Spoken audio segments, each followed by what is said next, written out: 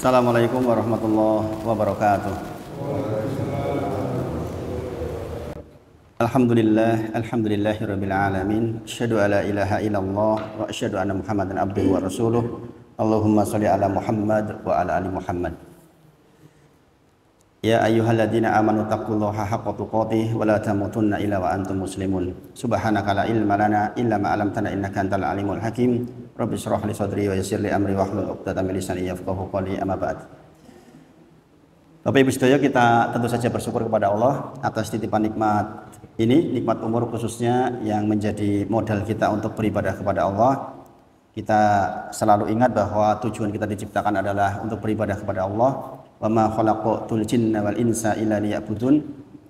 Kita diberi kewajiban oleh Allah bersamaan dengan jin pula, bahwa kita akan dimintai pertanggungjawaban terhadap apa yang kita perbuat di muka bumi ini. Mudah-mudahan kita termasuk yang bisa menumpuk banyak amal soleh sehingga pulang menghadap Allah dalam kondisi yang mendapatkan keberkahan yang banyak, insya Allah. Salawat dan salam kita sampaikan pada junjungan kita Nabi Muhammad Sallallahu Alaihi Wasallam. Kita selalu minta kepada Allah agar termasuk yang dipilih oleh Allah untuk ditunggu di telaga Al-Kautsar oleh Rasulullah Sallallahu Alaihi Wasallam, diberi minum dari telaga itu, dan termasuk orang-orang yang beruntung di sepanjang kehidupan kita, insya Allah. Insya Allah kita melanjutkan kajian kitab salat kita. Sebelum saya melanjutkan, saya ada cerita sedikit.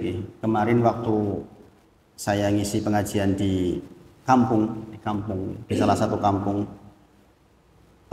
panitianya minta dibahas tentang bertamasya ke kampung akhirat. Jadi beliau, panitia pengajiannya itu membawa kitab ke saya, kitabnya Mahmud Al-Mishri hafidhahullah ta'ala, judulnya Tamasya ke Kampung Akhirat. Alasannya saya tanya, kenapa kok yang dibahas ini? Karena di sini sudah sesepuan semua. Sebentar lagi ke sana gitu, biar kami tahu duluan. Masya Allah, itu kitabnya segini tebalnya gitu. Masya Allah. Akhirnya kita bersepakat untuk kajian berikutnya yang malam Minggu Kliwon itu bahasanya tentang itu. Jadi di situ ada dua pengajian rutinan kayak gini sama pengajian khusus malam Minggu Kliwon. Itu padahal di sebuah kampung yang jauh dari kota, Masya Allah. Tapi pemikirannya jauh ke depan sana. Bapak Ibu sedaya, kemarin terakhir kita sampai bacaan duduk di antara dua sujud, insya Allah. Yaitu ada 5 hadis utama terkait dengan bacaan di antara dua sujud, duduk di antara dua sujud. Yang pertama adalah Rabbik firli. Boleh. Kapan dipakai? Ketika tergesa-gesa. Sholat qobliyah subuh waktunya mepet, ya pakai itu, jangan pakai yang panjang. Karena 2 rakaat sebelum subuh lebih baik dari dunia beserta isinya. Masa kita enggak 2 rakaat sebelum subuh, kan ya iman-iman. Maka kaifiyahnya pakai yang pendek. Kemudian ada yang Allahumma gfirli warhamni wajburni wahdini warzuqni. Ini yang dipakai oleh Muhammadiyah kayaknya, pakai yang 5 ini kayaknya. Kemudian ada yang Rabbik firli warhamni warzuqni warfa'ni, 4 saja. Ada yang seperti itu. Kemudian ada yang Allahumma gfirli warhamni wa'afini wahdini warzuqni. Ini hadis riwayat Abu Daud. Kemudian Allahumma gfirli warhamni wahdini wa'afini warzuqni. Ini hadis riwayat Al-Hakim. Nah, kemudian para ulama menyebut seandainya mau digabungkan menjadi 7 bacaan, Allahumma Rabbik firli warhamni wajburni warfa'ni warzuqni wahdini wa'afini, itu juga masih boleh menurut pendapat Imam Nawawi rahimahullah ta'ala. Kalaupun ditambah dengan tambahan yang terakhir menjadi 8 pun masih boleh, sebagaimana kemarin kita sudah bahas. Nah, yang penting ada Rabbik firli, itu yang paling penting. Jadi yang menjadi dihukumi sunnah di mazhab Syafi'i atau wajib di mazhab Hambali adalah ucapan Rabbik firli. Jadi kalau jenengan bacaannya berbeda dengan yang lain, sing penting podo-podo ono Rabbik firline, maka itu sah. Jangan disoal. Kowe kok nganggo 5, aku nganggo 6, kowe nganggo 7, enggak masalah. Enggak masalah. Nah, kemarin kita juga terakhir menika sudah mengartikan, karena ini duduk di antara dua sujud ini momen yang agung, yang penting di dalam sholat, Bapak Ibu. Kita disuruh bangkit dari sujud, kemudian hatta tatma'ina jalisa, sampai engkau mendapatkan duduk di antara dua sujud yang khusyuk, yang tumak ninah. Bahkan sahabat pernah sampai mengira Rasulullah lupa di dalam sholat, saking lamanya duduk di antara dua sujudnya. Berarti Rasulullah di situ membacanya mengulang atau menambah doa-doanya. Rabbighfirli artinya ya Allah ampunilah aku. Nanti pembahasan kita malam hari ini itu. Kemudian warhamni rahmatilah aku. Rahmat Allah. Kita tahu arti rahmat adalah banyaknya kebaikan, Bapak Ibu. Setiap jenengan mendengar ceramah orang kan semoga Allah berkahi, semoga Allah rahmati. Saya kemarin ceramah di salah satu pengukuhan pengurus RT baru sebuah perumahan. Jumlah kakaknya 110, Masya Allah banyak ya. Banyak, satu RT 110, itu RT baru pemekaran. Yang disampaikan oleh seluruh yang hadir, semoga dirahmati, semoga dapat rahmat Allah. Pak Lurahnya ceramah, semoga dirahmati. Pak Cariknya juga semoga dirahmati. Termasuk Pak RT yang baru, semoga dirahmati oleh Allah. Bukan begitu? Pertanyaannya sekarang dirahmati itu apa? Maka saya terjemahkan di situ. Karena saya terakhirnya, saya isi terakhir. Dirahmatinya artinya kasratul khair, banyaknya kebaikan. Banyaknya kebaikan. Maka saya sebutkan surah Al-A'raf ayat ke-96. Walau ana ahlal qura amanu wa taqala fatahna alaihim barakah minas sama'i wal ard.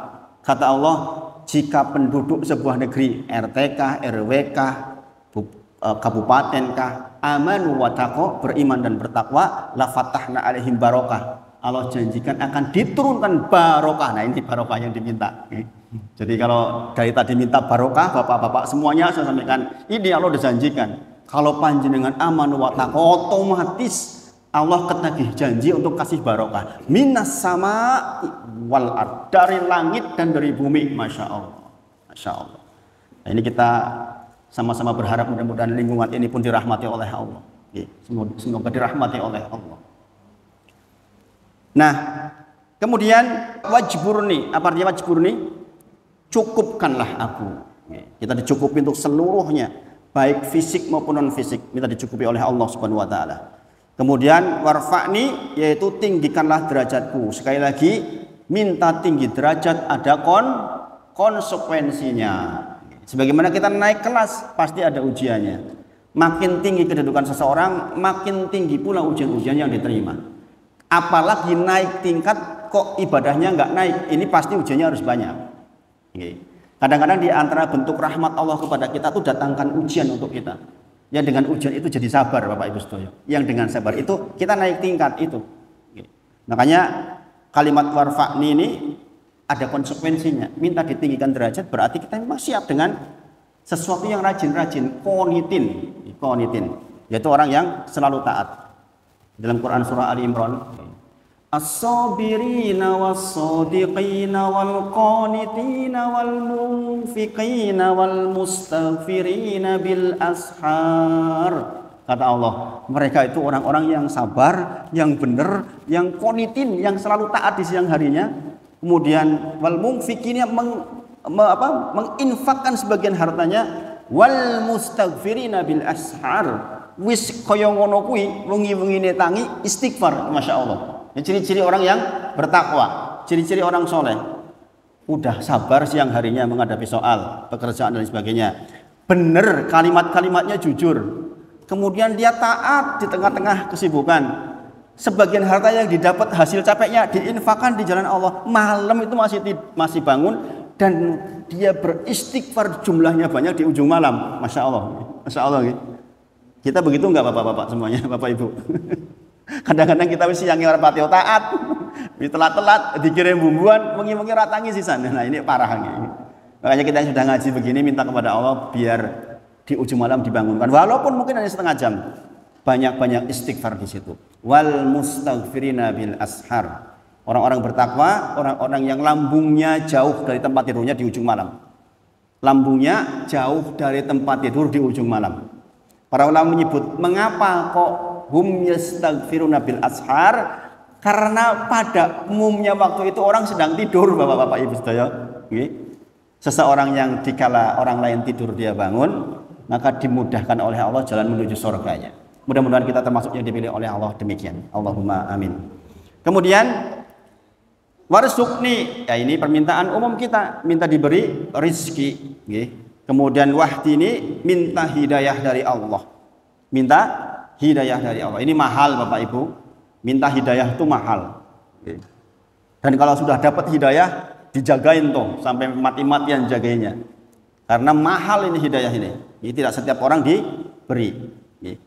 Kemudian tambahannya adalah wa'afini wa'fu'ani. Sebagian dengan wa'fu'ani. Nah, saya bahas malam hari ini dari Rabbik firli. Tolong ini diperhatikan betul yang ini. Karena konten sholat kita tuh sebenarnya salah satunya itu Bapak Ibu. Coba jangan perhatikan. Allahu Akbar. Takbiratul ihram. Kita kemarin bahas lompat ke suratul Fatihah. Kalau kita bahas sunahnya, maka di situ ada bacaan iftitah. Salah satu bacaan iftitah dari yang banyak itu adalah Allahumma ba'id baini wa baina khotoyaya kama ba'ata bainal masyriqi wal maghrib dan seterusnya. Itu isinya apa Bapak Ibu? Isinya apa itu? Isinya minta ampun Bapak Ibu. Allahumma ba'id baini wa baina khotoyaya kama ba'ata bainal masyriqi wal maghrib. Andai pun jumlah dosa saya sejauh timur dan barat itu minta diampuni. Gini apa nggih? Dah, kemudian kita Al-Fatihah, suratan. Kemudian kita rukuk, bacaan rukuk salah satunya kemarin apa? Ketika Rasulullah sudah sepuh, ya. Kemudian turun surah An-Nasr, idza jaa nasrullahi wal fath wa ra'aitan nasa yadkhuluna fi dinillahi afwaja fasabbih bihamdi rabbika wastaghfir. Kata Allah, ketika pertolongan sudah datang, kemenangan sudah diberikan, fath, kemudian melihat orang banyak berbondong-bondong masuk Islam, kata Allah, fasabbih bihamdi rabbika wastaghfir. Panjenengan isra ampun tugasnya Rasulullah. Maka banyak-banyaklah bertasbih dan beristighfar. Maka setelah itu Rasulullah di setiap sujud dan rukuknya membaca subhanakallahumma rabbana wa bihamdika Allahumma gfirli. Itu realisasi dari surat An-Nasr ayat ketiga. Fasabbih bihamdi rabbika wastaghfir. Bertasbihlah, memujilah kepada Allah, kemudian beristighfarlah yang banyak kepada Allah Subhanahu wa taala. Bapak Ibu, maka ternyata pada saat ruku kita minta ampun, sujud kita minta ampun, duduk di antara dua sujud, Rabbik firli, minta ampun lagi Bapak Ibu sedaya.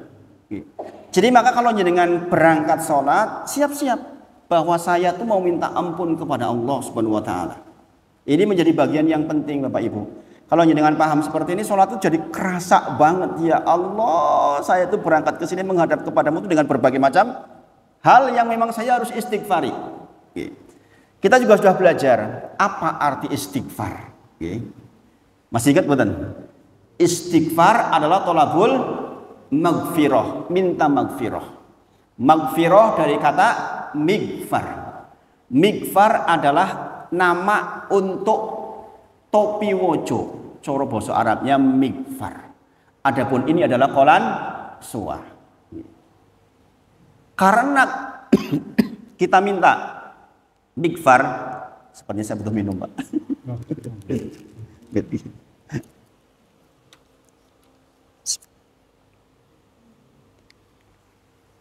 Karena kita minta mikfar Bapak Ibu.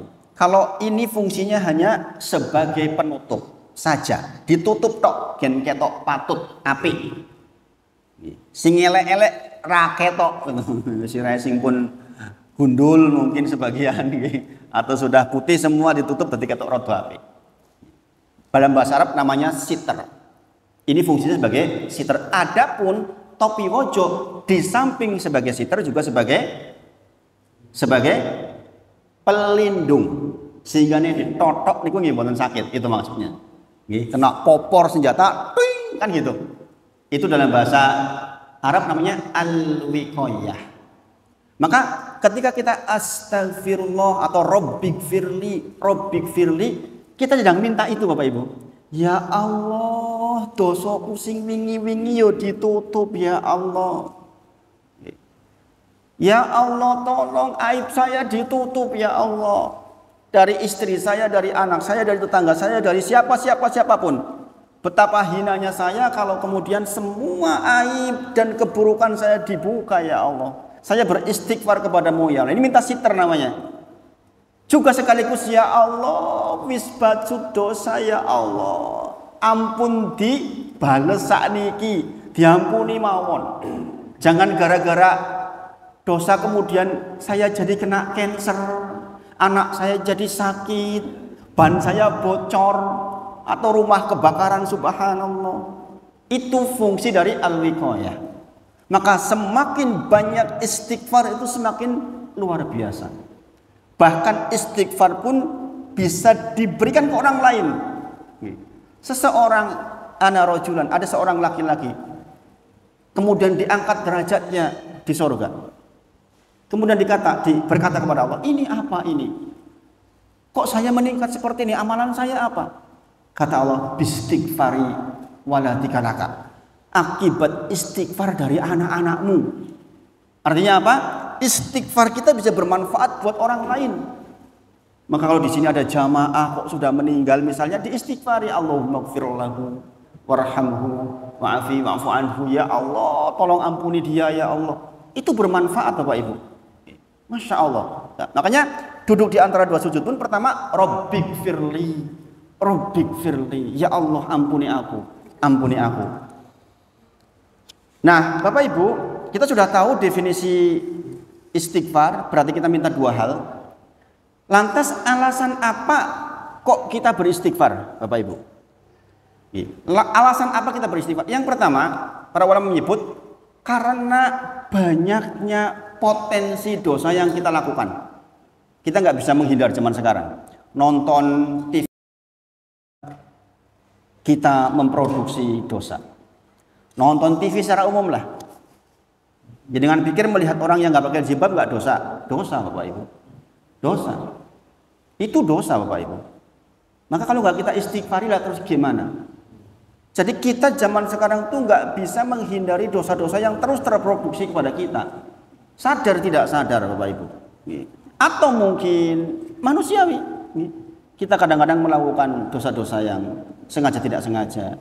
Menceritakan orang, ghibah, dan yang semisal itu. Dan yang banyak itu. Maka kita butuh istighfar.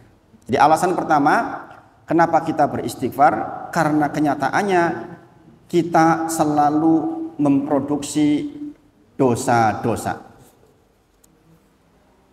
Yang kedua,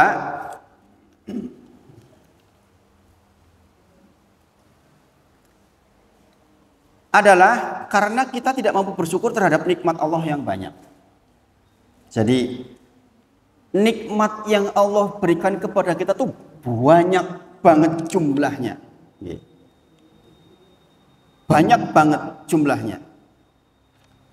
Sementara kita tidak bisa mensyukuri setiap nikmat itu, maka kita beristighfar. Contoh, zikir setelah jenengan keluar dari kamar mandi.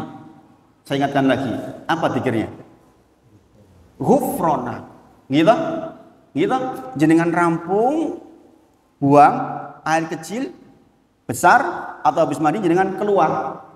Begitu keluar pintu bacanya ghufrana. Artinya apa itu? Istighfar Bapak Ibu. Ya Allah ampuni aku. Kenapa kok istighfar? Kenapa kok Rasulullah pandu kita suruh istighfar di situ?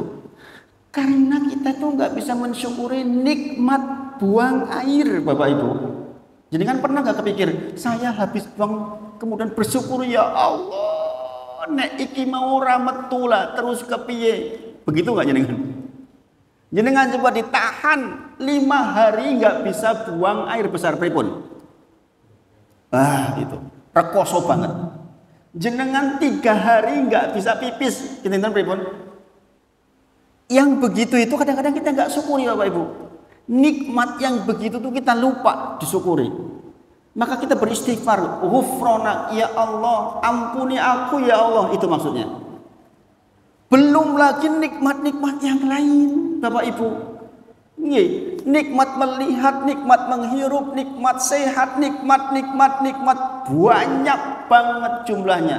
Wa in ta'udu nikmatallahi, kata Allah, sekiranya engkau akan menghitung-hitung nikmat dariku, la tuhsuha, kata Allah, gak mungkin bisa terhitung.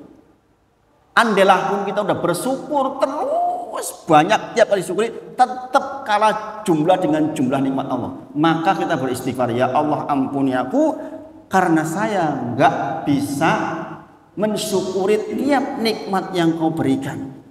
Maka saya kasih contoh yang paling gampang itu, keluar dari kamar mandi, Bapak Ibu, perintahnya ghufranak. Jangan lupa, Bapak Ibu, jangan wis rampung wis bar ya bar, wis ora urusan rampung kok. Kalau bayangkan jenengan nggak bisa pipis, la ilaha illallah, nggak bisa buang air besar itu, diedel-edel khususnya ada Pak Dokter itu, Ibu Andri. Kalau dioperasi, la ilaha illallah, biayanya banyak, susahnya pol-polan, jarang-jarang yang berhasil. Jarang-jarang yang berhasil. Sehat sebentar, bablas.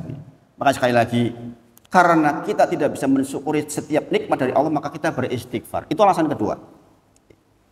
Kemudian alasan yang ketiga adalah karena kita tidak bisa beribadah kepada Allah dengan sebenarnya. Sebagaimana tadi, sholat. Kita sholat 4 rakaat, berapa dari 4 rakaat itu yang khusyuk? Karena kita tidak bisa khusyuk di dalam sholat, maka kemudian segera setelah sholat kita beristighfar, ya Allah ampuni saya karena seharusnya khusyuk saya nggak khusyuk. Itu maknanya begitu, Bapak Ibu. Maka sekali lagi, di antara sebab kenapa kita beristighfar, karena kenyataannya kita tuh nggak bisa melakukan ibadah sesuai dengan perintah Allah, sesuai dengan agungnya Allah. Sholat harusnya khusyuk, nggak khusyuk. Zikir harusnya banyak, nggak banyak.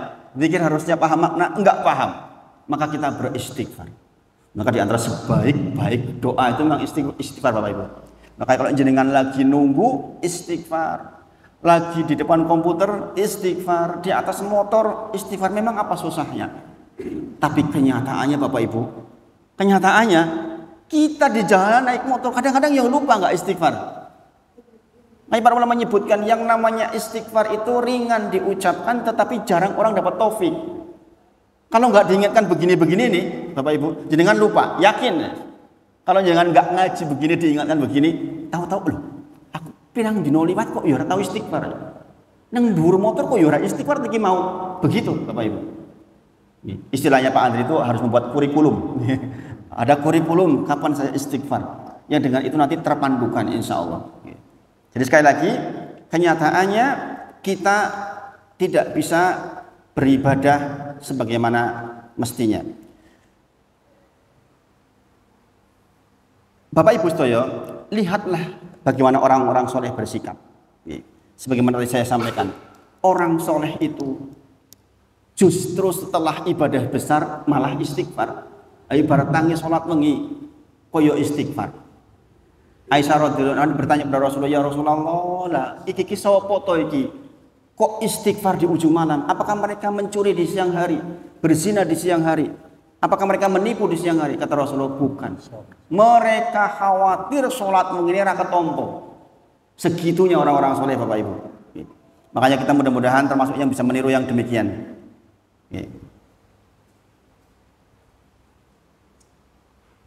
Bapak Ibu, di antara kenapa kita beristighfar? Karena yang dicontohkan oleh salafus sholih bahkan diperintahkan oleh Allah langsung, setiap kali kita melakukan ibadah-ibadah besar, memang disuruhnya istighfar Bapak Ibu. Bayangkan, jenengan selesai wukuf di Arafah, kondurnya suruh ngapain? Disuruh istighfar Bapak Ibu. Gitu? Jenengan yang udah pernah haji pasti tahu bahwa setelah wukuf di Arafah, summa afidu min haitsu afadonas waghfirullah innallaha ghafurur rahim. Quran surah Al-Baqarah 199. Wastaghfirullah. Jadi setelah selesai wukuf, wastaghfirullah, banyak-banyaklah beristighfar. Berwukuf loh nih Bapak-bapak. Berwukuf puncaknya haji. Kok yo hiji kon istighfar? Karena Pak, ojo pas wukuf mau yo ora pati konsentrasi.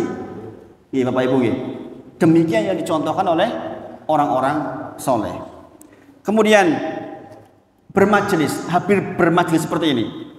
Doanya apa setelah selesai? Penutupnya istighfar, Bapak Ibu. Kenapa? Mbok niki wau pas teng majelis jenengan ada kata-kata yang mungkin keliru, ada kata-kata yang mungkin menyakiti orang lain, tidak bermaksud menyinggung tapi ternyata dia menyinggung. Dijak guyonan jebulan yang kono serius. Jenengan bermajelis, majelis apa saja Bapak Ibu? Jadi doa penutup majelis itu untuk apa saja? Mbok tadi waktu bermajelis jenengan berbuat keliru, maka kita beristighfar. Subhanakallahumma rabbana wa bihamdika asyhadu alla ilaha illa anta astaghfiruka wa atubu ilaik. Ya Allah, saya mohon ampun kepadamu, saya bertobat kepadamu, Masya Allah. Makanya setiap ibadah besar itu memang ditutup dengan istighfar. Berarti Bapak Ibu, jeda-jeda di antara waktu satu sholat ke sholat yang lain itu memang disuruh banyak istighfar kita itu. Yang dipaksa oleh Allah 5 kali. Iftitah istighfar, ruku istighfar, sujud istighfar, duduk di antara 2 sujud istighfar. Istighfar itu kalimatnya banyak ya Bapak Ibu nggih. Robbik firli ya istighfar namanya. Setiap ucapan yang artinya minta ampun kepada Allah itu namanya istighfar. Jadi jangan berpikir bahwa istighfar itu cuma astagfirullah tok, bukan. Robbik firli ya istighfar. Jadi setiap ibadah besar dicontohkan oleh Rasulullah selalu ditutup dengan istighfar. Kemudian setelah bertasyahud, ini mungkin baru buat panjenengan. Setelah bertasyahud, sebelum salam, di antara doa yang sangat terkenal dari Rasulullah SAW adalah Allahumma gfirli ma qaddamtu wa ma akhartu wa ma asrartu wa ma a'lantu wa ma asraftu wa ma anta a'lamu bihi minni antal muqaddimu wa antal muakhiru la ilaha illa anta. Pun pernah bilang dereng. Itu doa ketika tasyahud.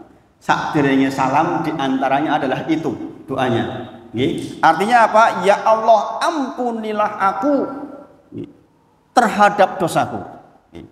Kemudian yang aku lewatkan dan yang aku akhirkan.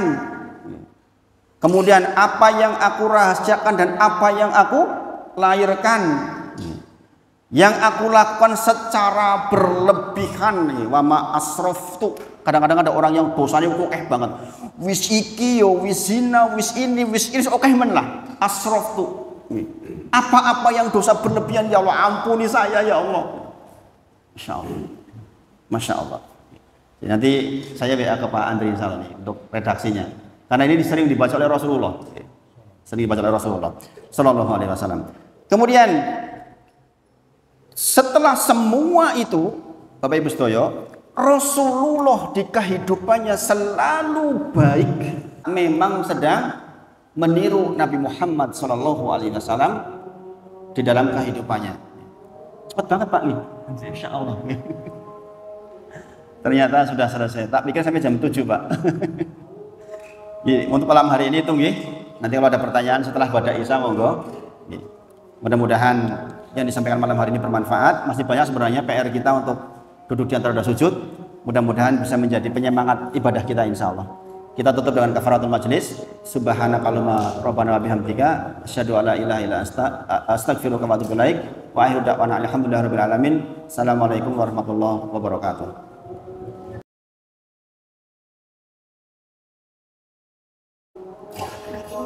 Itu. Satu atau dua? Dua.